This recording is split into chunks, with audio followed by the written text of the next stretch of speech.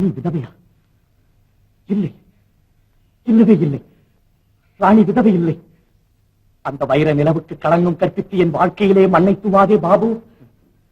ராணி முகராத முல்லை, கரம்படாத ரோஜா, அவளுக்கு நீயே ராஜா என்றெல்லாம் வர்ணஜால வார்த்தைகளை கொட்டி பொன்னான உன்னுடைய எதிர்காலத்தை நச்சுப்புகையாக மாற்றிவிட வேண்டும் என்ற நாச எண்ணம் எனக்கு கிடையாது நண்பனே.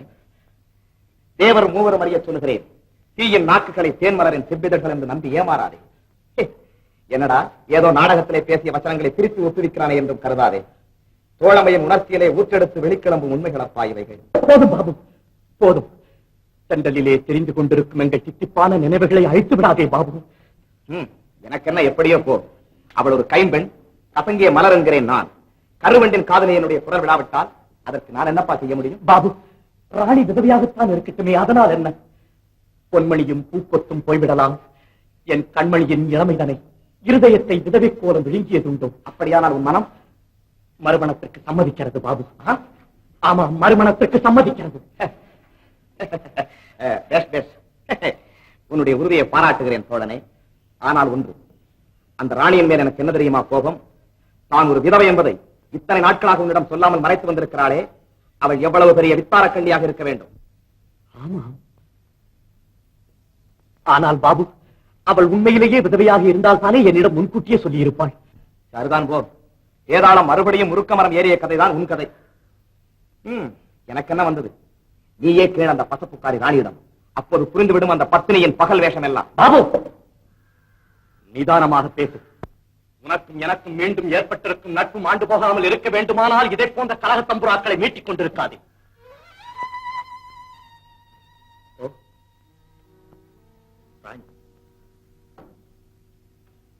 ஏன் ராணி வாட்டமா இருக்கிறாய்?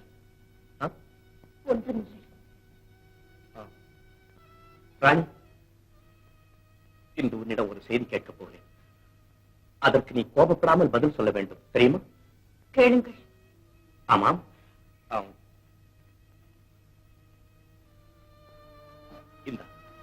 இந்த மலரை உன் தலையிலே சூட்டிக்கொள். வேண்டாம். ஏன்? பூ என்றால் உனக்கு பிடிப்பதில்லையா? நானும் இத்தனை நாளாக பார்க்கிறேன், உன் தலையிலே நீ பூச்சூட்டிக் கொள்வதில்லை. ஏன்? சரி, பூ வேண்டாம், பொட்டாவது வைத்துக்கொள். நெற்றியை காட்டு, ஜவ்வாது கொட்டு.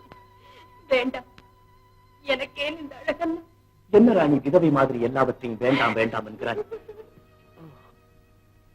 கோபமா ராணி நான் கேட்டது? நான் சும்மா விளையாட்டுக்குத்தான் கேட்டேன். விளையாட்டுத்தான். விளையாட்டு பருவத்திலே நடைபெற்ற கல்யாண விளையாட்டுத்தான். அந்த விளையாட்டின் விளைவுதான் இதோ இந்த ராணியின் விதவை கோலம். இனியும் மூடி வைத்து பயனல்ல. மூளையாகிவிட்டது என் வாழ்க்கை. முள்வேலி போட்டு மூளைக்கு அனுப்பிவிட்டது இவ்வுலகம் என்று. வட்ட நிலா, கட்டி கரும்பு என்பீர்களே, உங்கள் ராணி ஒரு பட்டமரம். பட்டமரம். பட்டமரம் குளிர்க்காது, கெட்ட பால் சுவைக்காது. ராஜா, இப்போதாவது பாபுவின் பேச்சிலே ஒளிந்து கிடக்கும் பச்சை உண்மை புலப்படுகிறதா? விதவை, என் ராணி விதவை. ராணி, இதை ஏன் இத்தனை நாட்களாக என்னிடம் சொல்லவில்லை? இது ஒரு கேள்வியா? ஏமாறுகிறவர்கள் இருக்கிற வரைக்கும் ஏமாற்றுகிறவர்களுக்கு லாபம் தானே. இப்போது நீ கண்டுபிடித்து விட்டாய். அவளும் கண்ணீர் பானத்தை பிரயோகிக்க தொடங்கிவிட்டாள். நீலிக்கண்ணீருக்கு இழகிவிடும் நஞ்சம் எனக்கு கிடையாது பாபு.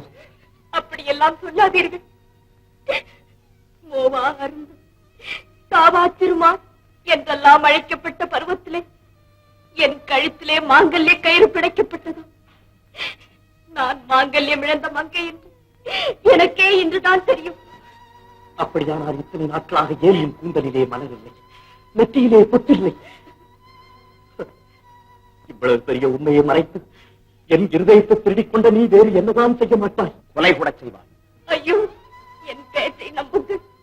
நான் சொல்வதை கேளுங்கள். கேட்டது போதும், விடுகிறேன். தாலி இழந்தவள் என்பதற்காகவா எனக்கு இந்த தண்டனை?